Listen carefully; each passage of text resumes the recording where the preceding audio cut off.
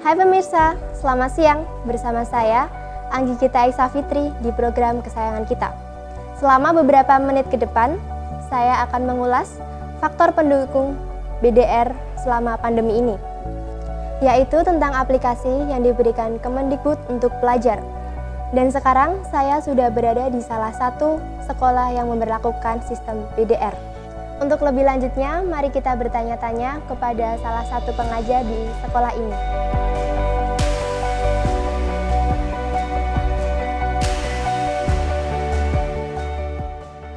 Kebijakan pembelajaran daring yang kini akrab disebut dengan BDR merupakan bentuk ketetapan yang dibuat oleh pemerintah karena adanya pandemi COVID-19. Beberapa pemerintah daerah memutuskan menerapkan kebijakan untuk meliburkan siswa dan mulai menerapkan metode belajar dengan sistem daring atau online. Kebijakan pemerintah ini mulai efektif diberlakukan di beberapa wilayah di Indonesia, mulai hari Senin 6 Maret 2020 yang juga diikuti oleh wilayah dan provinsi lainnya. Bagaimana menurut Ibu mengenai pembelajaran daring di masa pandemi ini?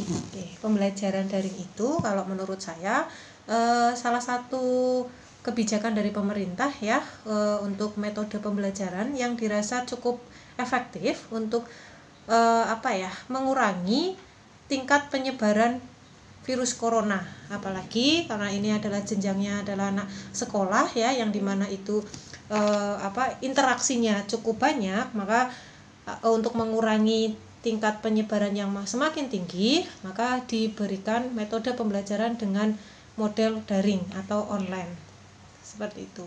Lalu apakah Ibu merasa kesulitan saat mengajar secara daring itu? Oh sangat Mbak. Pasti ya, kesulitan itu pasti selalu ada, kendala itu juga pasti selalu ada. Keadaan normal pun juga kadang banyak kendala, banyak kesulitan, apalagi ini adalah belajar secara online yang dimana interaksi kita terbatas hanya lewat media sosial, baik itu WA atau mungkin email dan lain sebagainya, seperti itu ya. Baik, jadi itu tadi adalah pendapat dari Ibu Reni Indra Wijayanti, salah satu guru di SMK Muhammadiyah 1 Yogyakarta.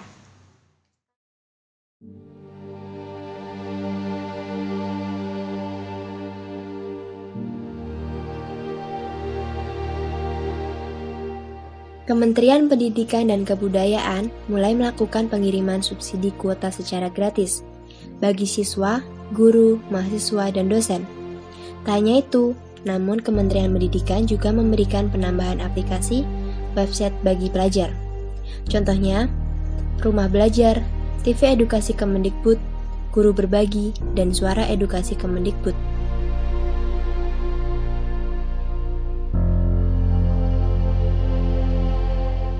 Ya, saya menggunakan salah satunya, yaitu aplikasi Zenius.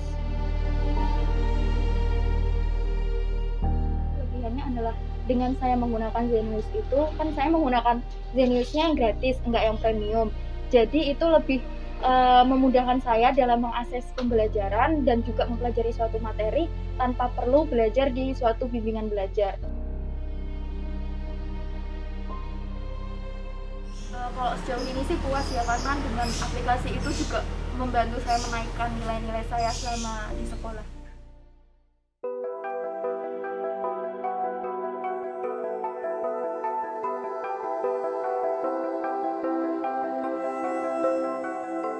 Ada 12 platform pembelajaran daring atau online yang gratis dan siap diakses oleh siswa di Indonesia.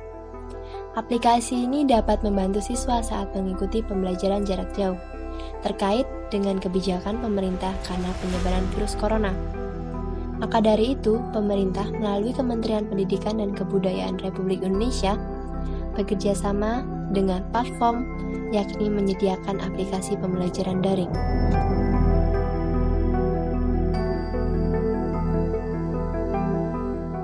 Ada 2 contoh aplikasi belajar online yang bisa kami ulas dari sisi kelebihan dan kekurangannya, yaitu Zenius dan Kuiper. Kelebihan dan kekurangan dari segi tampilan, Zenius membuat tampilannya ke arah simpel dan sederhana. Menurut saya, tampilan Zenius ini hanya cocok untuk anak-anak SMA. Namun, di sisi lain, Saya rasa Zenius memiliki kekurangan di bagian ini. Tampilannya dari aplikasi ini kurang user-friendly bagi anak-anak SMP dan SD. Menurut saya, tampilan yang terlalu simpel akan membuat anak usia SMP dan SD mudah bosan belajar di sini. Untuk Kuiper sendiri, konten videonya sangat berkualitas dan dibimbing oleh para tutor terbaik dan berpengalaman. Dari segi tampilan, aplikasi mereka memilih menggunakan tampilan yang sangat user-friendly bagi anak SD atau SMP. Bahkan anak SMA juga masih cocok untuk tampilan ini. Jadi, tidak ada alasan lagi bagi kalian yang kesulitan dalam memahami pelajaran.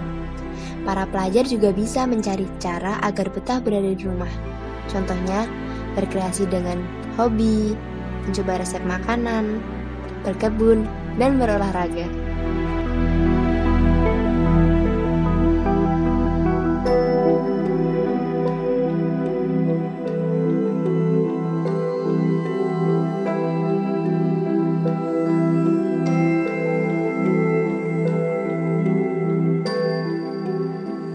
Baik, itu tadi informasi yang bisa saya sampaikan.